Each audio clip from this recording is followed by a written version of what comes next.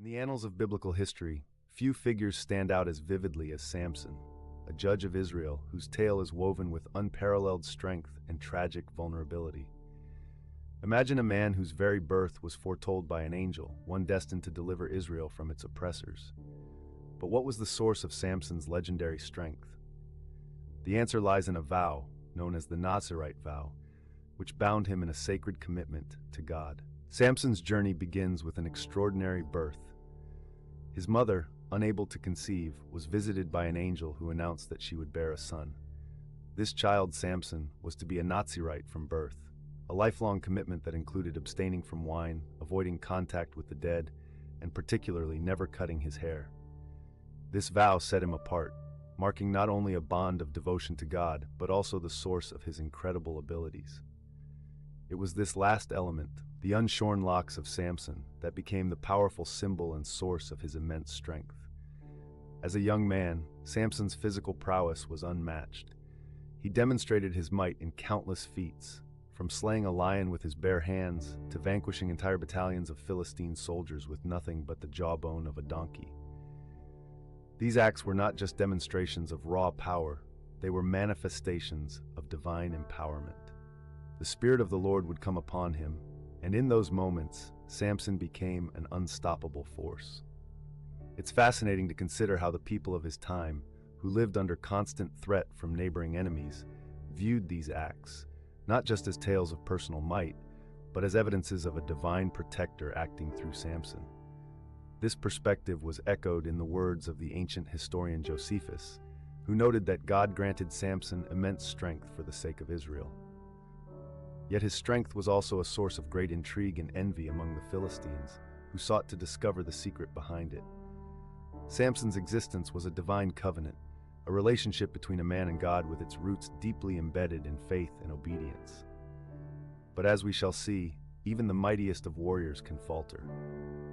As the saga of Samson unfolds, we encounter the enigmatic figure of Delilah, a woman whose name has become synonymous with betrayal and deception throughout history. Their relationship is a testament to the volatile mixture of love, trust, and deception that can lead even the strongest into ruin. Delilah was a Philistine, and it is through her that Samson's downfall is orchestrated.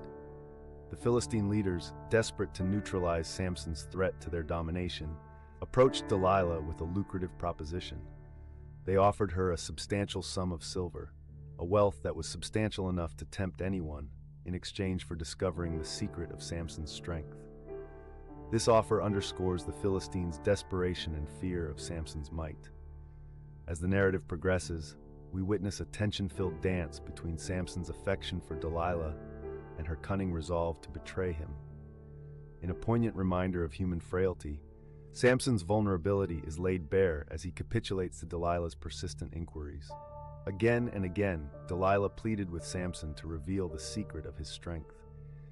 At first, he evaded her questions with false answers, new bowstrings, fresh ropes weaving his hair, but each time his deception was exposed, reinforcing Delilah's determination and the Philistine leader's resolve. Delilah's persistence eventually wore Samson down. In a moment of vulnerability, he divulged the truth he had guarded so closely. His strength lay in his uncut hair, a symbol of his Nazirite vow and his bond with God. The betrayal was swift and devastating.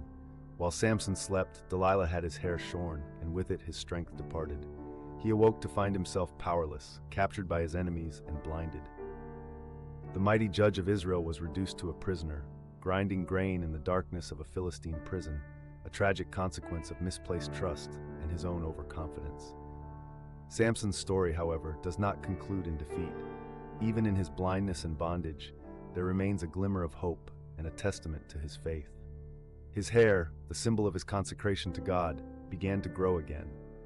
This regrowth was symbolic, not only of the physical return of his strength, but also of spiritual renewal and reconnection with God. In the dimness of his captivity, Samson reflected on his life and turned his heart back to his Creator. An opportunity for redemption arose during a grand Philistine festival, where the leaders and dignitaries gathered to celebrate their victory over Samson. They brought him into their temple to entertain them, mocking him as a fallen hero. Yet, in their triumph, they underestimated the power of a repentant heart and a God who never abandons his people. Samson, led by a servant to the central pillars of the temple, prayed one final prayer. He asked God to remember him and grant him strength once more to avenge his blindness. This moment of prayer was Samson's acknowledgement of his dependency on God, a poignant contrast to his earlier self-reliance. With renewed resolve and a strength that defied the odds, Samson pushed against the pillars with all his might. The temple crumbled, and Samson brought down the edifice upon himself and the Philistines, achieving a greater victory in his death than in his life. This act was not only a personal victory, but also a symbolic act of liberation for Israel from tyranny. The story of Samson is one that echoes through the ages, offering profound lessons about strength, vulnerability, and redemption. His life serves as a cautionary tale about the perils of allowing personal desires to overshadow divine purpose. Samson, though endowed with extraordinary gifts, frequently acted on impulse, driven by his passions rather than his calling.